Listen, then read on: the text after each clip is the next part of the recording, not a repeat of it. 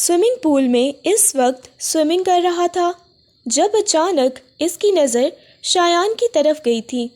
जैसे ही वो swimming pool से बाहर निकला, इसने अपने भीगे हुए बालों को हाथ मार के पीछे की तरफ किया। इसके फूले हुए मसल वाज़ेह हो रहे थे। इसकी चौड़ी जिसामत, इसकी आंखों में छाई हुई जुनूनियत, जिसे देख के न जाने क्यों वजीहा को डर सा लगने लगा था। बाहर बादल गरज रहे थे, इसके बावजूद वो इतनी ठंड में स्विमिंग पूल में नहा रहा था और वो कब से यूं ही खिड़की में खड़ी इसे देखे जा रही थी। वो अपनी सोचों में मगन थी और बेसाख्तगी में ही इसे देख रही थी। इतने में बारिश शुरू हो गई और बारिश इतनी तेज़ बरस रही थी कि इसकी एक लम्हे के लिए भी निगाहें इस शख्स से हटी नहीं थीं। शायान ने जैसे ही अपने ऊपर किसी की निगाहों की तपिश को महसूस किया तो इसने बेसाख्ता ही रोहान के कमरे की तरफ देखा। इसने फ़ौरन से घबराते हुए अपना चेहरा दूसरी तरफ कर लिया था। उफ़, जितना मैं इस मनहूस से बचने की कोशिश करती हूँ, इतना ही ये मेरे सामने आ जाता है। वो ख़ुद को कोसते हुए आके बेड पे बैठ गई। बारिश बहुत तेज़ बरस रही थी। अचानक इसे याद आया, मुलाजमा ने कपड़े धो के छत पे डाले थे जिन्हें वो उतारना भूल गई थी। अपने सर पर चपत लगाते हुए वो जल्दी से उठी और जल्दी जल्दी छत की तरफ चली गई थी। वो मुकम्मल तौर पर बारिश में भीग चुकी थी, मगर इसे जल्दबाजी थी। वो जानती थी कि अगर इसने कपड़े ना उतारे तो फिर हानिया बेगम से इसकी अच्छी खासी डांट पड़ेगी। ये सोचते हुए वो जल्दी से छत की तरफ गई। जाके इसने ऊपर से कपड़े उतारे। अपने बाजू पे तमाम कपड़े डालते हुए वो जल्दबाजी में नीचे आ रही थी। अचानक इसका आखिरी सीढ़ी पर पाँव फिसला। इससे पहले कि वो गिरती, किसी ने इसे मजबूत बाजुओं में थाम लिया था।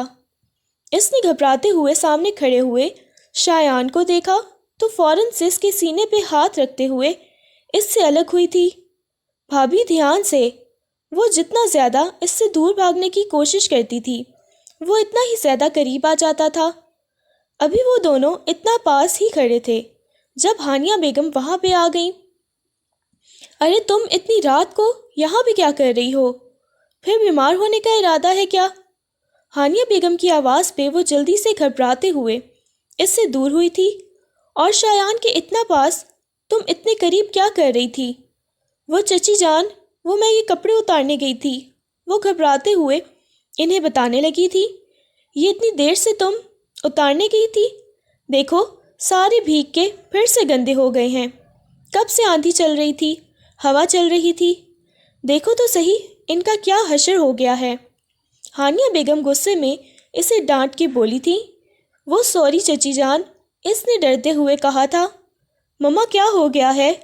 कपड़े ही तो हैं, सुबह वॉश हो जाएंगे, फिर से मुलाजमा कर देगी। अरे मुलाजमा बीमार है, वो आज ही छुट्टी लेके चली गई थी और मेरी हड्डियों में अब इतनी जान है कि ये दोबारा मैं धोऊंगी। कोई बात नहीं चची जान, मैं सुबह धो दूंगी। वो घबराते हुए इन्हें बताने लगी थी। इनकी बात सुन के वो कहने लगी, जाओ अंदर, बीमार हो जाओगी।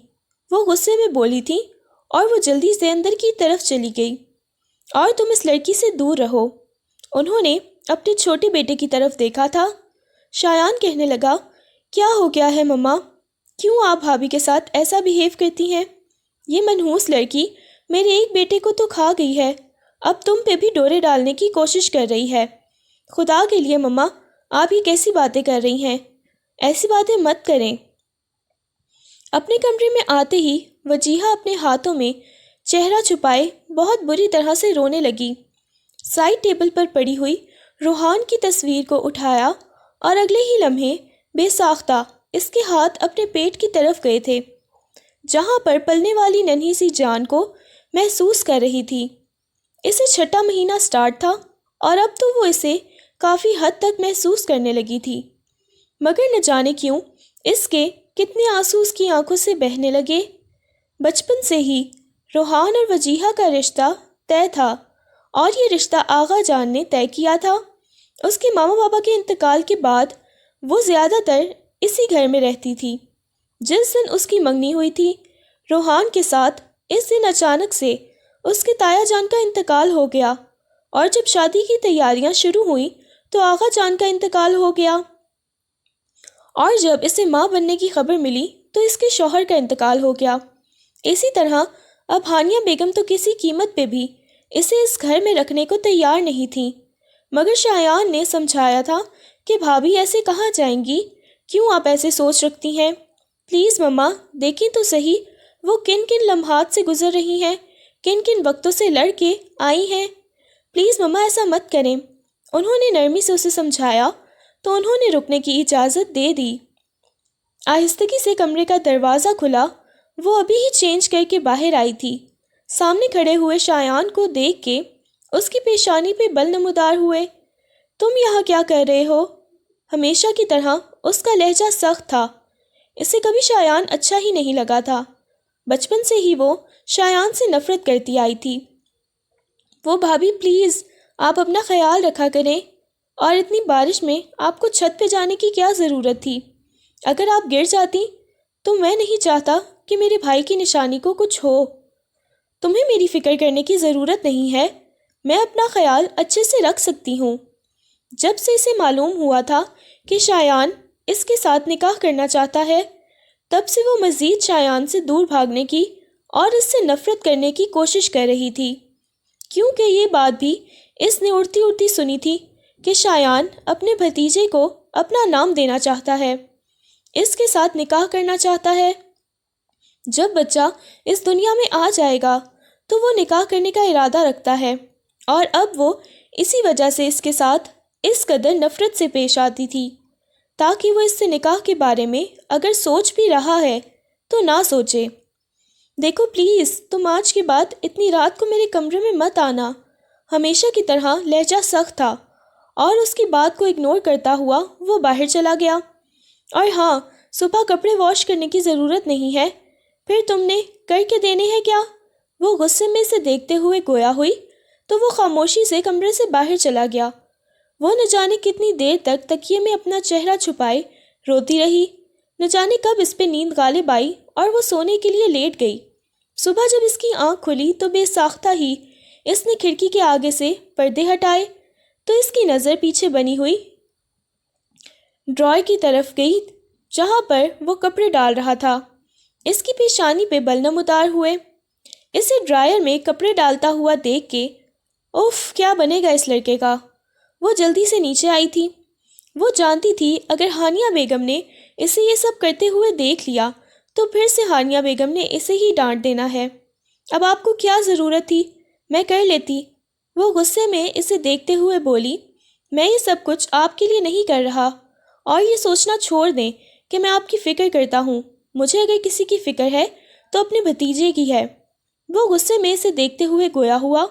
وہ سینے پہ ہاتھ باندھتے ہوئے اسے دیکھنے لگی۔ بھتیجی ہوئی تو؟ وہ خاموش ہو گیا تھا۔ مجھے میرا کام کرنے دیں، یہ کہتے ہوئے اسے جانے کا اشارہ کیا۔ اچانک وہ جانے کے لیے مڑی ہی تھی، اس سے پہلے کہ وہ گرتی وہ فوراً سے اسے تھامتا ہوا اپنے سینے سے لگا گیا تھا، اور نہ جانے سے کیا ہوا تھا، ایک لمحے کے لیے اسے لگا تھا کہ اگر وہ یہاں سے گرتی تو وہ بچہ کبھی نہیں بچ پاتا، اور وہ اتنی شدت سے اسے خود میں بھینچے کھڑا ہوا تھا۔ یہ کیا کر رہے ہیں؟ گھبراتے ہوئے اسے فوراً سے اسے خود سے دور کیا تھا۔ پاگل ہو گئی ہیں کیا؟ آپ کا دماغ خراب ہو گیا ہے؟ آپ کو کچھ بھی نظر نہیں آتا؟ وہ غصے میں اسے دیکھتے ہوئے گویا ہوا تھا، اور اسے اچھا خاصا ڈانٹ بھی دیا تھا۔ اس کی آنکھوں میں نمی تیر آئی تھی۔ اندر جائیں اور دوبارہ مجھے یہاں نظر مت آئیے گا۔ میں نے ایک اور ملازمہ کا بندوبست کیا ہے، وہ پہلی والی چھٹی پہ گئی ہے تو آپ کو کام کرنے کی ضرورت نہیں ہے، براہ کرم۔ یہ کہتے ہوئے اسے ڈبٹ کے کمرے کی طرف بھیج دیا گیا۔ میں آپ کے لیے ناشتہ بنا کے لاتا ہوں، مما گھر پہ نہیں ہیں، یہ کہتے ہوئے اسے اندر بھیج دیا تھا، اور وہ کافی زیادہ پریشان ہو گیا تھا۔ جب سے روحان کا انتقال ہوا تھا اس کے اوپر کام کا برڈن بہت زیادہ بڑھ گیا تھا۔ سارا کام روحان نے سنبھالا ہوا تھا، مگر اس کے جانے کے بعد تو سب کچھ شایان پہ ہی آ گیا تھا۔ اس نے بہت زیادہ عیاشی کی تھی روحان کے سر پہ، اور اب اسے احساس ہوتا تھا کہ سب کچھ سنبھالنا کتنا مشکل ہے۔ وہ سارے کپڑے ڈرائی کرنے کے بعد جلدی جلدی بچھاتا ہوا کچن کی طرف آیا، اس کے لیے ناشتہ بناتا کمرے کی طرف آیا۔ کمرے کا دروازہ کھولا تو وہ سامنے گھٹنوں پہ سر رکھے، سامنے لیپ ٹاپ کھولے بیٹھی ہوئی تھی۔ لیپ ٹاپ پہ شاید اس کی اور روحان کی تصاویر تھیں جنہیں وہ دیکھنے میں مگن تھی۔ نہ جانے کتنے آنسو اس کے گھٹنوں پر گر رہے تھے۔ وہ آہستگی سے آ کے اس کے سامنے بیٹھا، لیپ ٹاپ کو بند کرتے ہوئے سائڈ پہ کیا۔ دیکھیں، آپ کی طبیعت ٹھیک نہیں ہے اور آپ نے مجھے بتایا بھی نہیں۔ میں نے ابھی آپ کی فائل دیکھی ہے، اس مہینے کی 10 تاریخ کو آپ نے چیک اپ کے لیے جانا تھا، لیکن آپ کو پتہ ہے آج کیا ڈیٹ ہو گئی ہے؟ کیوں نہیں آپ نے مجھے بتایا؟ وہ نرمی سے اس سے پوچھنے لگا تھا۔ دیکھیں، میں نہیں چاہتا کہ میرے بھائی کی نشانی کو کچھ بھی ہو۔ دیکھیں، آپ کو اپنا بہت زیادہ خیال رکھنا ہوگا۔ وہ نرمی سے اسے سمجھا رہا تھا۔ جیسے ہی مما واپس آتی ہیں تو ریڈی ہو جائیے گا، میں آپ کو ہاسپٹل لے جاؤں گا۔ وہ نرمی سے اسے سمجھا رہا تھا۔ اس نے اس بات میں سر ہلا دیا۔ آگے سے اس نے کسی قسم کی کوئی ضد نہیں کی، کوئی بات نہیں کی۔ ابھی وہ باہر جانے ہی لگا تھا جب اچانک سے اسے اپنے پیٹ میں بہت زیادہ درد کا احساس ہوا۔ اس کی سسکی نکلی تھی اور اس کا ہاتھ اپنے پیٹ کی طرف گیا۔ وہ جو دروازے سے باہر نکل رہا تھا، شایان نے مڑ کے وجیہہ کی طرف دیکھا۔ کیا ہوا ہے؟ وہ جلدی سے اس کے پاس آتے ہوئے بولا۔ وجیہہ کیا ہوا ہے؟ اس نے نرمی سے وجیہہ کا نام پکارا۔ پین ہو رہی ہے، بہت بہت زیادہ۔ کیوں پین ہو رہی ہے؟ سب کچھ ٹھیک تو ہے نا؟ وہ بہت زیادہ گھبرا گیا تھا۔ اس کے چہرے پہ پسینے آنے لگے۔ چلیں، میں آپ کو ہاسپٹل لے جاتا ہوں۔ اسے اپنا سہارا دیتے ہوئے اسے باہر لے کے آ گیا۔ آدھے گھنٹے کا وہ سفر طے کر کے 10 منٹ میں طے کر چکے تھے اور ہاسپٹل پہنچ چکے تھے۔ ڈاکٹر نے اس کا چیک اپ کیا اور کہنے لگی زیادہ ٹینشن کی بات نہیں ہے، بس ٹائم پہ میڈیسن وغیرہ لیتی رہیں تو دوبارہ سے ایسا نہیں ہوگا۔ ڈاکٹر کی بات سن کے اس نے اس بات میں سر ہلا دیا۔ سب کچھ نارمل ہے نا؟ اس نے نرمی سے ڈاکٹر سے پوچھا تو ڈاکٹر نے اس بات میں سر ہلا دیا۔ سب کچھ نارمل ہے۔ چلے ٹھیک ہے، میں نے انہیں ڈرپ لگا دی ہے، کافی زیادہ ویکنس ہوئی پڑی ہے انہیں۔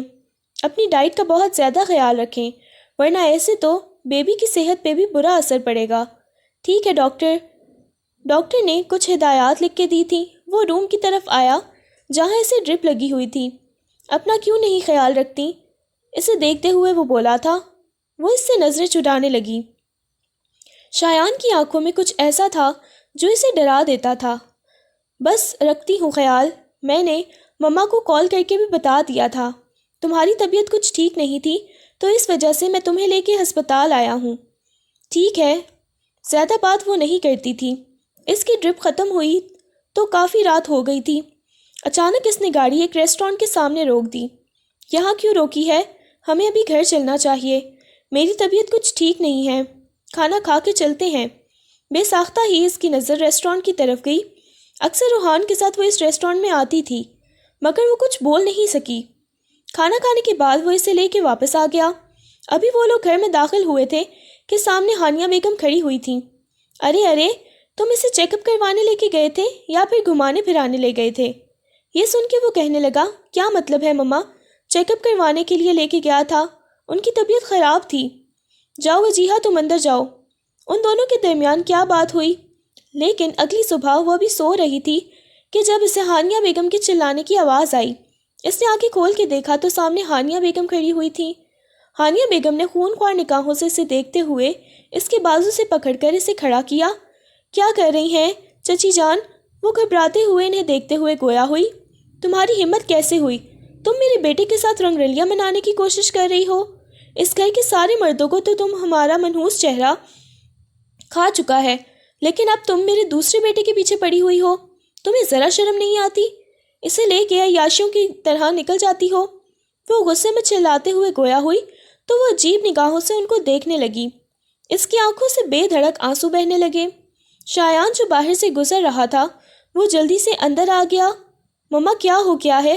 خدا کے لیے کیوں لوگوں کی باتوں میں آ کے آپ اس معصوم پہ ایسی باتیں کر رہی ہیں؟ وہ گھبرا گئی تھی۔ تمہیں نہیں پتا یہ منحوس لڑکی ہے، میں نہیں چاہتی کہ یہ تمہیں بھی مجھ سے چھین لے۔ اس منحوس لڑکی نے سب کچھ تو مجھ سے چھین لیا ہے اور اب یہ تمہیں بھی مجھ سے چھیننا چاہتی ہے۔ بیٹا، میں تمہیں نہیں کھونا چاہتی۔ مما بس کر دیں، اب کی بار وہ اتنی شدت سے چلایا تھا کہ وہ بھی سہم گئی تھی۔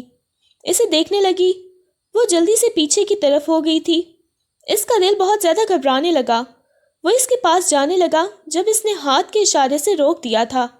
پلیز مجھے اکیلا چھوڑ دو، میرا دم گھٹ رہا ہے، پلیز مجھے اکیلا چھوڑ دو۔ وہ روتے ہوئے گویا ہوئی تھی تو وہ دونوں ہی کمرے سے باہر چلے گئے، مگر وہ عجیب نگاہوں سے اپنی ماں کو دیکھتے ہوئے نفی میں سر ہلانے لگا۔ مما، آپ کے ساتھ اچھا نہیں کر رہی اس کے ساتھ۔ وہ کمرے سے باہر چلی گئی تھیں۔ اس کے بعد تو وجیہہ نے شایان کے ساتھ ہم کلام ہونا ہی چھوڑ دیا تھا۔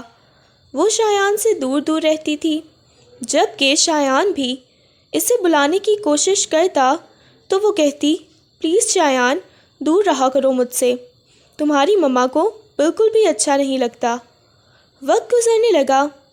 آج شایان گھر پہ نہیں تھا، اس نے رات ہی کو واپس آنا تھا، اور اس وقت ہانیہ بیگم اپنے کمرے میں بیٹھی ہوئی تھیں، اور جو کارنامہ وہ باہر کر کے آ رہی تھیں وہ اچھی طرح جانتی تھیں۔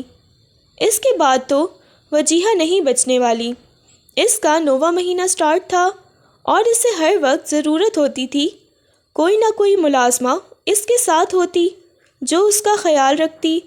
اس نے دیکھا ٹیبل پہ پڑے ہوئے جگ میں پانی نہیں تھا۔ اس نے ملازمہ کو آواز دی تو اسے احساس ہوا کہ شاید ملازمہ گھر پر نہیں ہے، اور پیاس کی شدت سے اس کی بری حالت تھی۔ آہستہ آہستہ سیڑھیاں اترتے ہوئے نیچے آ رہی تھی وہ، جب اچانک سے اس کا ایک سیڑھی پہ پاؤں پھسلا اور وہ نیچے گرتی چلی گئی۔ اس کے چیخنے چلانے کی آواز سن کے ہانیہ بیگم ٹس سے مس نہ ہوئی، بلکہ وہ خاموشی سے اپنے کمرے کا دروازہ بند کر کے وہیں بیٹھی رہی تھیں، جبکہ اس کے چیخنے چلانے کی آواز آ رہی تھی۔ ملازمین بھی گھر پہ نہیں تھے، اور اس نے اپنے پیٹ پہ ہاتھ رکھے ہوئے اور وہ چلا رہی تھی۔ اسی لمحے شایان گھر میں داخل ہوا تھا، اور وہ بے ساختہ ہی اس کی نظر سامنے لاؤنج میں پڑے ہوئے اس کے وجود پہ گئی تھی۔ وہ جلدی سے اس کے پاس آیا۔ نیچے فرش پر ساری طرف لال لال ہو رہا تھا۔ وہ جلدی سے اس کے پاس آیا۔ بھابھی، وجیہہ بھابھی، آپ ٹھیک ہو؟ وہ جلدی سے اس کے پاس آتا ہوا اسے اپنے بازوؤں میں اٹھا گیا تھا، مگر وہ بے ہوش ہو گئی تھی۔ تکلیف کی شدت بس اس سے برداشت ہی نہیں ہو رہی تھی۔ اسے لے کے فوراً سے ہاسپٹل چلا گیا۔ اسے گھر میں سامنے کوئی نظر ہی نہیں آیا تھا۔ اسے لگ رہا تھا کہ شاید گھر میں کوئی بھی نہیں ہے، اور اس کی حالت کو وہ دیکھ رہا تھا۔ فوراً سے اسے لے کے ہسپتال پہنچا۔ ڈاکٹر اسے سیدھا آپریشن تھیٹر میں لے گئے۔ آخری مہینہ چل رہا تھا، اور ایسے میں اس کا یوں اتنی بری طرح سے گرنا، وہ خود بہت پریشانی کے عالم میں بیٹھا ہوا تھا، اپنے ہاتھوں میں اپنا چہرہ چھپایا ہوا تھا۔ وہ بار بار آپریشن تھیٹر کی طرف دیکھتا۔ کافی وقت بعد ڈاکٹر باہر نکلی اور اپنا ماسک اتارتے ہوئے کہنے لگی، سوری، ہم ان کے بچے کی جان نہیں بچا پائے۔ اور یہ لمحہ تھا جب شایان کو لگا جیسے کسی نے اس کے پورے وجود سے جان نکال لی ہو۔ بے ساختہ ہی اس کی آنکھوں میں سے آنسو بہنے لگے۔ آپ کے پیشنٹ کو تھوڑی دیر تک روم میں شفٹ کر دیا جائے گا۔ یہ سن کے اس نے اس بات میں سر ہلا دیا۔ کافی وقت بعد اندر گیا تو وہ بے جان مجسمے کی طرح بیڈ پہ پڑی ہوئی تھی اور چھت کو گھورے جا رہی تھی۔ وجیہہ، اس نے نرمی سے وجیہہ کا نام پکارا، مگر وجیہہ نے کوئی جواب نہیں دیا تھا۔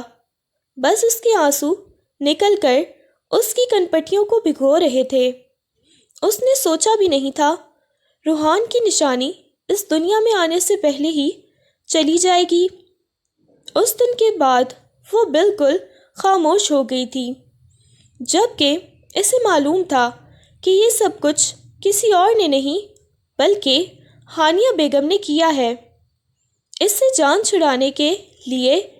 اس کے بعد تو وہ بالکل ہی خاموش رہنے لگی تھی، اپنے کمرے میں زیادہ تر وقت بند ہی رہتی اور وہ بھی اس کے کمرے میں نہیں جاتا تھا، لیکن اس نے ملازمہ کو اچھے سے تاکید کی ہوئی تھی، اس کا خیال رکھا کرو۔ بیٹا، مجھے تم سے کچھ بات کرنی ہے۔ شایان اسٹڈی روم میں بیٹھا ہوا تھا۔ جب ہانیہ بیگم اسٹڈی روم میں آتے ہوئے نرمی سے گویا ہوئی تھی۔ جی مما، بولیں، کیا بات کرنی ہے؟ دیکھو بیٹا، میں چاہتی ہوں کہ تم اپنی خالہ کی بیٹی سندس کے ساتھ شادی کر لو۔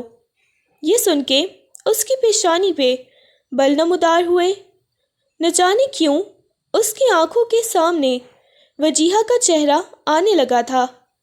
دیکھو بیٹا، سندس بہت اچھی لڑکی ہے، اور اگر تم چاہتے ہو کہ تمہارے اور وجیہہ کے بارے میں کوئی غلط نہ سوچے تو اس لیے اچھا ہوگا کہ تم سندس سے شادی کر لو۔ یہ سن کے اس نے ان کی طرف دیکھا اور کہنے لگا، ٹھیک ہے مما، میں سندس کے ساتھ شادی کرنے کے لیے تیار ہوں۔ سندس تو اسے بچپن سے ہی بہت بری لگتی تھی، مگر اس وقت اس کی مجبوری تھی۔ اگر وہ اس رشتے سے انکار کر دیتا تو ہانیہ بیگم نے پھر سے کوئی نیا ہنگامہ کھڑا کر دینا تھا۔ اس وجہ سے اسے مجبوری میں اس رشتے کے لیے حامی بھرنی پڑی اور سندس کے ساتھ رشتہ طے ہو گیا۔ آج ان دونوں کی منگنی تھی۔ سندس اس کے پہلو میں بیٹھی ہوئی بہت خوبصورت لگ رہی تھی، مگر اسے سندس سے ذرا بھی کوئی لینا نہیں تھا۔ وہ چاروں طرف دیکھنے لگا۔ اس نے دیکھا تو اسے وجیہہ کہیں نظر نہیں آئی تھی۔ مما، اس نے ہانیہ بیگم کو بلایا تھا تاکہ وہ ان سے وجیہہ کے بارے میں پوچھ سکتا، مگر ان کے چہرے پہ چھایا ہوا غصہ دیکھ کے اس نے نہیں پوچھا تھا کہ وجیہہ کدھر ہے۔ منگنی کی رسم کے بعد حال سے وہ واپس آ گئے تھے لوگ، تو وہ سیدھا اپنے کمرے کی طرف چلا گیا تھا، جبکہ اسے یہ سمجھ آ چکی تھی کہ ہانیہ بیگم نے ہی وجیہہ کو منگنی کے فنکشن میں آنے سے منع کیا تھا۔ ہانیہ بیگم تو اپنے کمرے میں چلی گئی تھیں۔ وہ آہستگی سے اٹھا اور وجیہہ کے کمرے کی طرف گیا۔ وہ وجیہہ کے ساتھ کچھ بات کرنا چاہتا تھا۔ اس نے آہستگی سے دروازے پہ دستک دی تو دروازہ ویسے ہی کھلتا چلا گیا۔ اس نے جیسے ہی آنکھ وجیہہ کے اوپر سے کمبل ہٹایا تو وہ بخار میں تپ رہی تھی۔ بے ساختہ ہی وجیہہ کی کلائی کو اس نے ہاتھ میں پکڑتے ہوئے اس کی بخار کو محسوس کیا تھا۔ وجیہہ، اس نے آہستگی سے اس کے گال کو تھپکا، شاید وہ نیم بے ہوشی کی حالت میں تھی۔ وجیہہ، آپ ٹھیک ہو؟ یہ کہتے ہوئے اسے فوراً سے اپنے بازو میں اٹھاتا ہوا لے کے ہاسپٹل چلا گیا تھا۔ اس کی طبیعت کافی زیادہ خراب لگ رہی تھی، وہ بخار میں تپ رہی تھی۔ ڈاکٹر نے بتایا کہ ٹھنڈ کی وجہ سے اسے اتنا تیز بخار ہوا پڑا ہے۔ وہ بہت زیادہ پریشان ہو گیا تھا۔ پہلے اس نے اتنا بڑا صدمہ برداشت کیا تھا، اپنے بچے کو کھویا تھا۔ وہ نہیں چاہتا تھا کہ مزید وہ کسی تکلیف سے گزرے۔ وہ پوری رات اس کے پاس بیٹھا ہوا تھا، اسے ڈرپس وغیرہ لگی ہوئی تھیں اور وہ وہیں پر پڑی ہوئی تھی۔ وہ کرسی پر بیٹھا ہوا تھا۔ اچانک اس کی آنکھ کھلی۔ اس نے دیکھا تو وہ ہسپتال کے کمرے میں تھی۔ وجیہہ نے ہلکی ہلکی آنکھیں کھولی تو اس کی آنکھوں کے سامنے سب کچھ دھندلایا ہوا نظر آنے لگا تھا۔ اس نے اپنی گردن موڑ کے صوفے پہ بیٹھے ہوئے شخص کو دیکھا۔ اسے دیکھتے ہی وہ وہ دوبارہ سے اپنی آنکھیں بند کر گئی تھی۔ اسے احساس ہو گیا تھا کہ وہی اسے ہسپتال لے کے آیا ہے۔ کل رات وہ کتنی زیادہ تکلیف سے گزر رہی تھی، اب تو ہلکی ہلکی صبح ہو رہی تھی۔ اچانک موبائل کی آواز سے اس کی آنکھ کھلی۔ وہ صوفے کی بیک سے ٹیک لگائے سو رہا تھا۔ دیکھا تو ہانیہ بیگم کی کال آ رہی تھی۔ بیٹا تم کہاں ہو؟ ابھی تک تم آئی کیوں نہیں؟ بس مما، طبیعت نہیں ٹھیک تھی تو اس وجہ سے میں وجیہہ کو لے کے ہاسپٹل آیا ہوں۔ یہ سن کے ہانیہ بیگم نے برا سا منہ بنایا اور کہنے لگی، ٹھیک ہے بیٹا، تم جلدی واپس آ جانا۔ اس نے کہا ٹھیک ہے مما، لیکن اسے واپس جاتے جاتے بھی دوپہر ہو گئی تھی۔ دوپہر کے وقت اس کا کچھ بخار کم ہوا تھا جب ڈاکٹر نے اسے ڈسچارج کیا تھا۔ اس نے ملازمہ کو ہدایت دی کہ اس کا اچھے سے خیال رکھنا۔ یہ دیکھ دیکھ کے نہ جانے کیوں ہانیہ بیگم کو ہول اٹھ رہے تھے۔ وہ نہیں چاہتی تھی وہ ایک بیٹے کو کھو چکی ہیں، وہ اپنے دوسرے بیٹے کو نہیں کھونا چاہتی تھی۔ وہ تو ہمیشہ سے ہی وجیہہ کو منحوس کہتی آئی تھی۔ منگنی کو کچھ ہی دن گزرے تھے جب گھر میں سندس کی فیملی والوں کی بہت بڑی دعوت انہوں نے رکھی تھی۔ ایسے میں بھی وجیہہ کو یہی بولا تھا ہانیہ بیگم نے کہ کام کرنے کے بعد تم اپنے کمرے میں چلی جانا، اور اس نے بھی کہہ دیا تھا ٹھیک ہے۔ لیکن اب جو کچھ ہانیہ بیگم کے دماغ میں چل رہا تھا وہ بالکل بھی نہیں جانتی تھی کہ ہانیہ بیگم کیا کرنے والی ہیں۔ سندس کا بڑا بھائی الیاس، جو مسلسل اس کے کمرے کے دروازے کی طرف دیکھ رہا تھا، جیسے ہی سب لوگ سونے چلے گئے تو الیاس اس کے کمرے کی طرف گیا تھا۔ آہستگی سے اس نے کمرے کا دروازہ کھولا تو سامنے ہی وہ سو رہی تھی۔ الیاس ایک ایک قدم چلتا ہوا اس کے پاس آیا، اس کے چہرے کو دیکھنے لگا تو اس کے اوپر سے کمبل ہٹانے لگا۔ وجیہہ کی ایک دم آنکھ کھل گئی تھی۔ اس کی نیند کچی تھی۔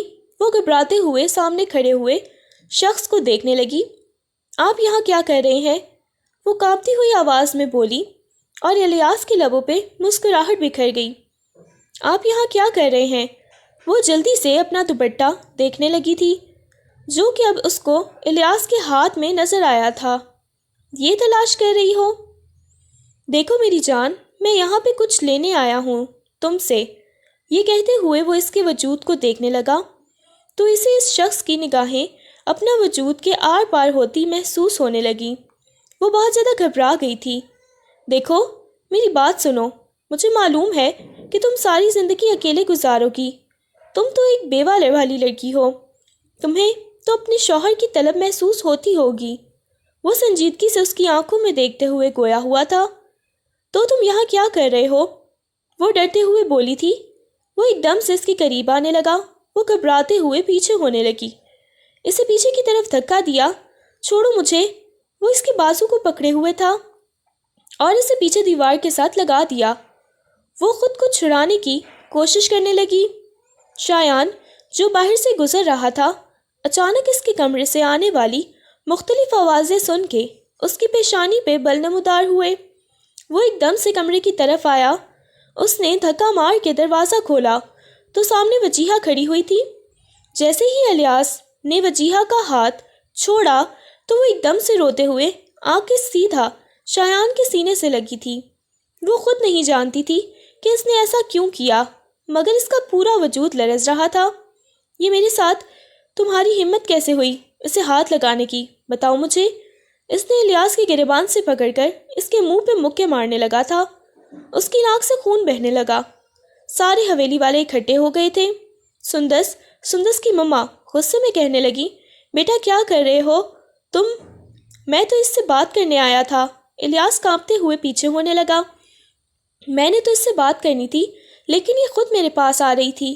وہ بہت ہی صفائی سے جھوٹ بولنے لگا تھا۔ جھوٹ بول رہا ہے یہ، چھوڑو میرے بیٹے کو۔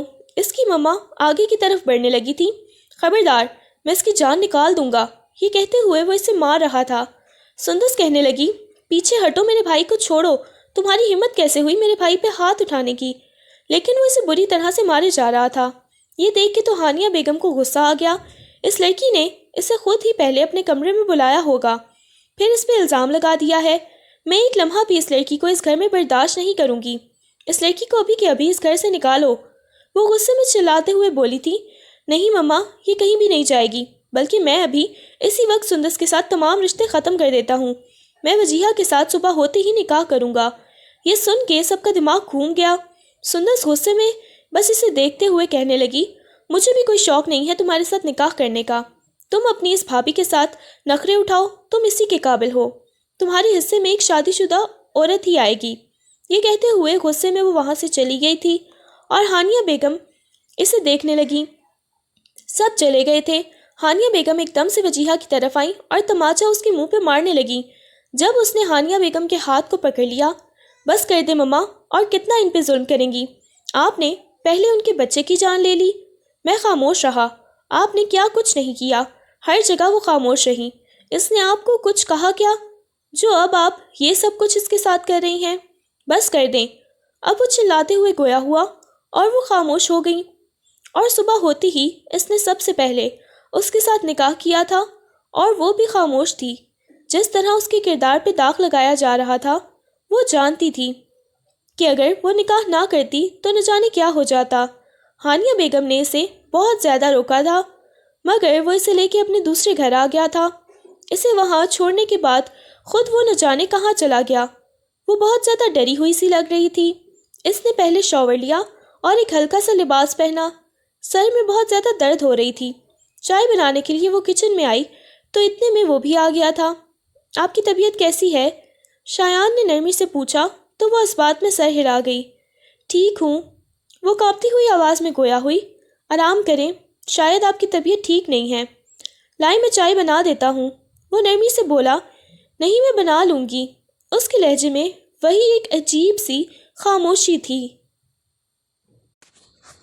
چلو ٹھیک ہے، اگر بنا لو گی تو میرے لیے بھی بنا کر لیتی آنا۔ یہ کہتے ہوئے وہ بالکل اس کے قریب کھڑا ہو گیا تھا۔ پلیز مجھ سے دور ہو کے کھڑے ہوں، وہ نرمی سے گویا ہوئی تھی۔ وہ اس کے کندھوں سے پکڑ کر اس کا رخ اپنی طرف کر گیا۔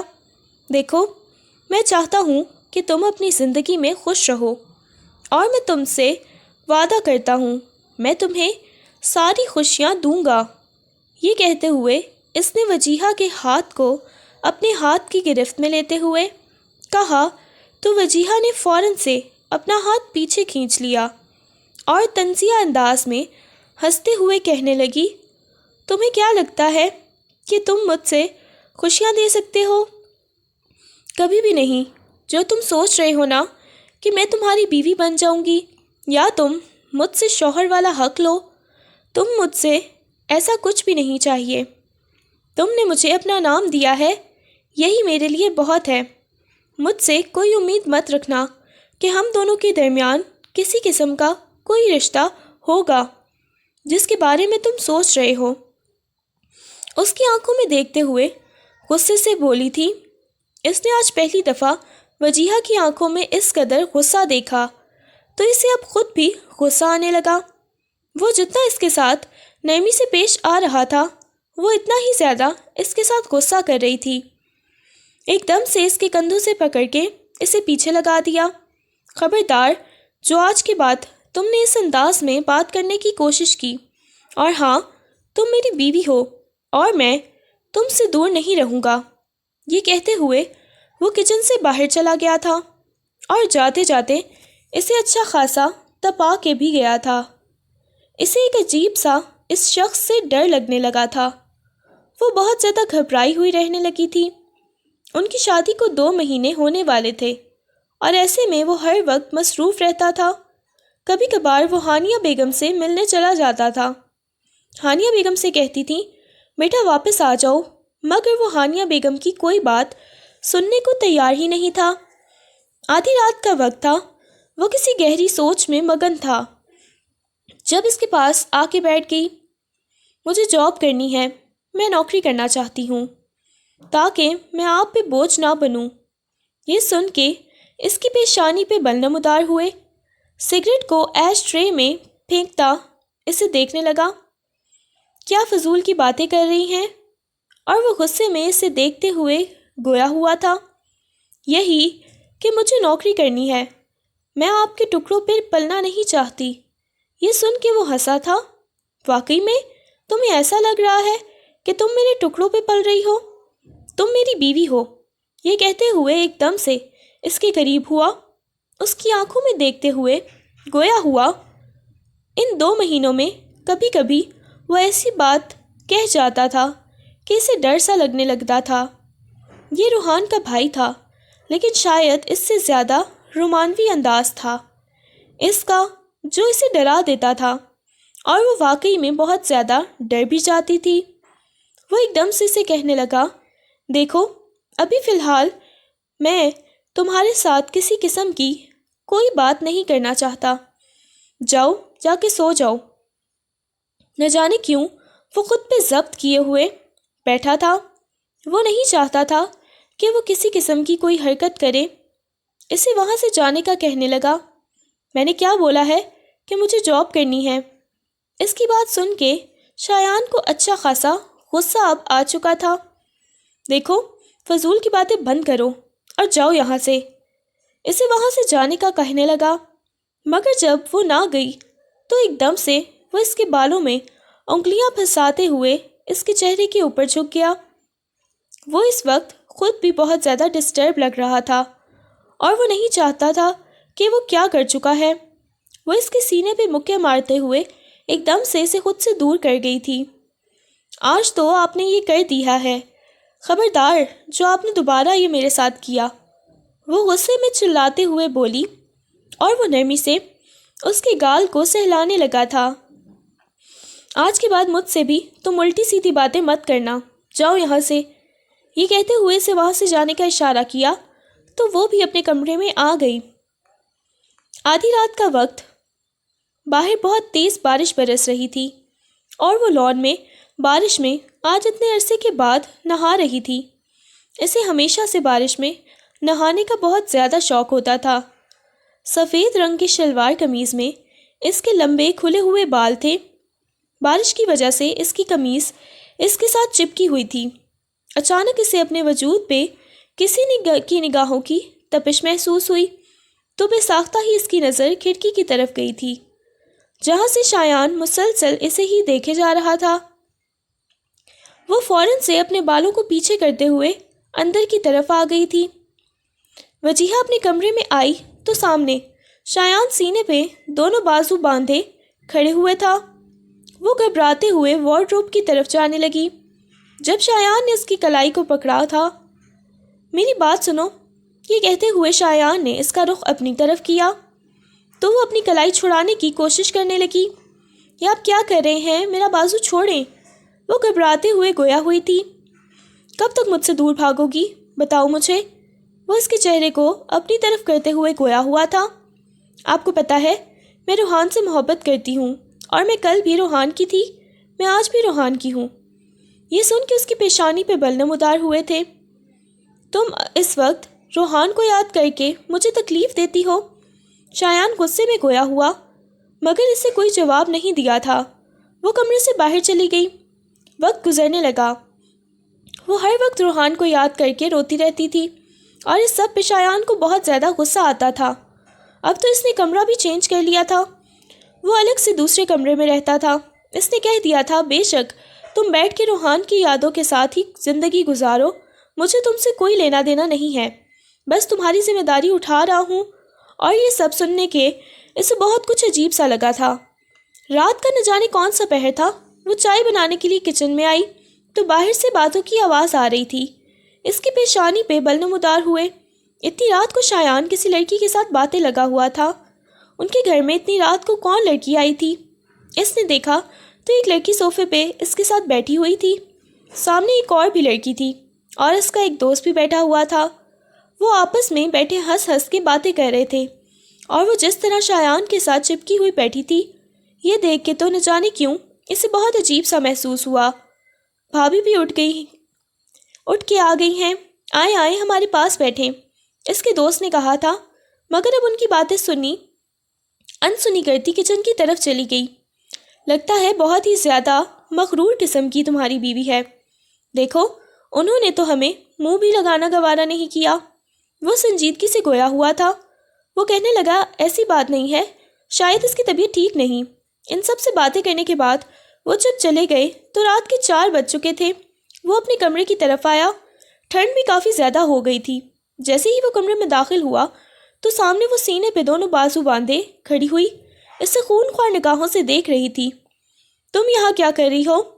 وہ لڑکی آپ کے ساتھ اتنا زیادہ چپک کے کیوں بیٹھی ہوئی تھی؟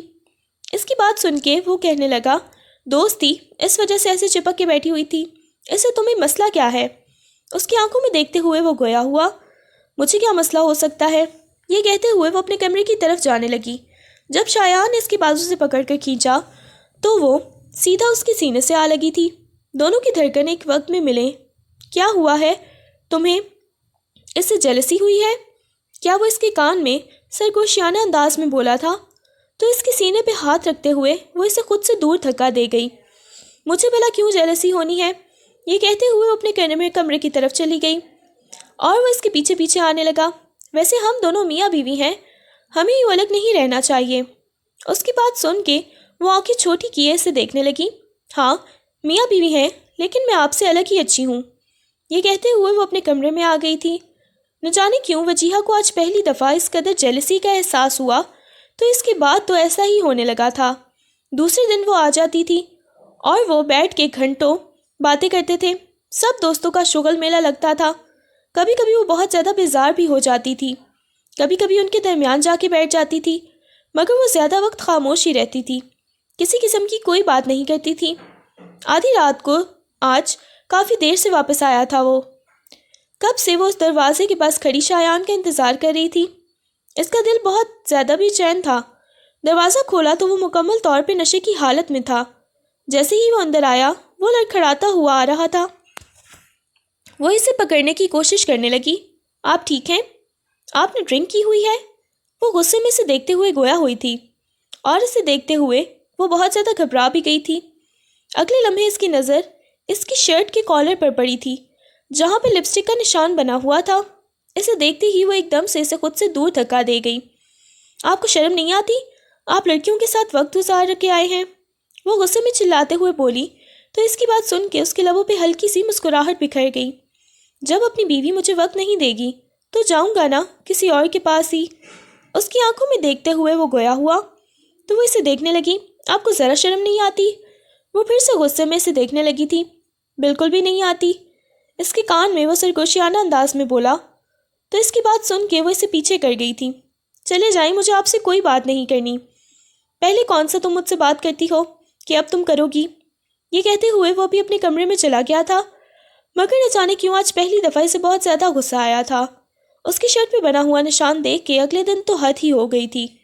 وہ اس کے ساتھ ڈیٹ پہ چلا گیا تھا اور وہ اسے بتا کے بھی نہیں گیا تھا کہ وہ اپنی گرل فرینڈ کے ساتھ جا رہا ہے، کیونکہ میری بیوی تو مجھے ٹائم ہی نہیں دیتی۔ وہ کہیں نہ کہیں روحان کو بھول چکی تھی۔ شایان کی حرکتیں سے بہت زیادہ بری لگنے لگی تھیں۔ اسے شایان پہ بہت زیادہ غصہ بھی آتا تھا۔ آج بھی وہ رات کو کافی دیر سے آیا تھا۔ وہ اپنے کمرے میں جانے لگا۔ میں آپ کے لیے کھانا بنا کے رکھتی ہوں، مگر آپ باہر سے کھا کے آ جاتے ہیں۔ میں کسی کے لیے بناتی ہوں کیا؟ وہ غصے میں گویا ہوئی تھی۔ اس کی بات سن کے وہ کہنے لگا جس کے لیے بھی بناؤں مجھے کیا؟ یہ کہتے ہوئے وہ اپنے کمرے کی طرف جانے لگا جب اس نے غصے میں شایان کا بازو پکڑ لیا تھا اور اس کے چہرے کو دیکھنے لگی۔ کیوں میرے ساتھ ایسا کر رہے ہیں؟ آپ مجھے چیٹ کر رہے ہیں، آپ جان بوجھ کے لڑکیوں کے ساتھ جاتے ہیں۔ وہ غصے میں اس کی طرف دیکھتے ہوئے گویا ہوئی۔ اب شادی شدہ ہیں، اس کے باوجود آپ لڑکیوں کے ساتھ جاتے ہیں، آپ کو شرم نہیں آتی؟ یہ کہتی ہوئی ایک دم سے وہ چلانے لگی۔ اب اس کی آواز کانپ رہی تھی۔ اچھا شادی شدہ ہوں؟ تم یہ کیسے بول دیا؟ کبھی تم نے دیکھا ہے میری بیوی کو میرے پاس آتے ہوئے، مجھے میرا حق دیتے ہوئے؟ جب وہ میرے پاس نہیں آئے گی تو میں جاؤں گا نا۔ یہ کہتے اس کی آنکھوں میں دیکھنے لگا۔ وہ بہت زیادہ روتے ہوئے پیچھے ہونے لگی تو وہ اسے دیکھنے لگا تھا۔ اب جب تم میرے پاس نہیں آتی تو میں تو یہ سب کچھ کروں گا نا، وہ اس کے کان میں سرگوشیانہ انداز میں بولا۔ وہ اسے دیکھنے لگی۔ اگلے ہی لمحے اس کی آنکھوں میں سے آنسو بہنے لگے تھے۔ پھر جاؤ اس کے ساتھ شادی کر لو، میرے پاس کیوں آتے ہو؟ اس گھر میں کیوں آتے ہیں؟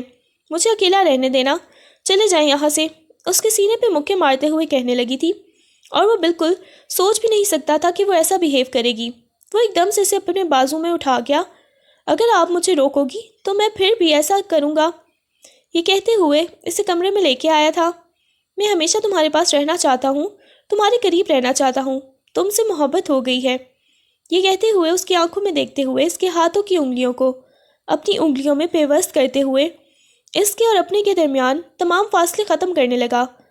وہ نفی میں سر ہلانے لگی، ضبط سے اپنی آنکھیں بند کر گئی تھی اور وہ اس کے چہرے کو دیکھتے ہوئے، اس کے ایک ایک نقش کو دیکھتے ہوئے تمام فاصلے ختم کر گیا تھا۔ وہ اسے چاہ کے بھی روک نہیں سکی تھی، کیونکہ وہ سکون نہیں چاہتی تھی۔ وہ جانتی تھی اگر اسے روکے گی تو وہ کسی اور کے پاس جائے گا۔ وہ نہیں چاہتی تھی کہ وہ کسی اور کے پاس جائے۔ صبح جب اس کی آنکھ کھلی تو اس کے بازوؤں کے حصار میں وہ سو رہی تھی۔ اس کے چہرے کو دیکھنے لگا، جھک کر اس کی پیشانی پہ بوسہ دیا۔ اس نے ہلکی ہلکی آنکھیں کھول کے اس شخص کی طرف دیکھا۔ اس کے لبوں میں مسکراہٹ بکھر گئی تھی۔ اس کے ہاتھ کو اپنے ہاتھ کی گرفت میں لے گیا۔ وہ اس کے گال کو سہلاتے ہوئے بولا تو اس نے نفی میں سر ہلا دیا۔ اس کے سینے میں اپنا سر چھپا گئی تھی۔ اس کے بعد تو وہ اس کا خیال رکھنے لگی تھی۔ وہ اسے بتا چکا تھا کہ وہ محض اس کے دوست تھے اور وہ زیادہ نشے کی حالت میں نہیں تھا۔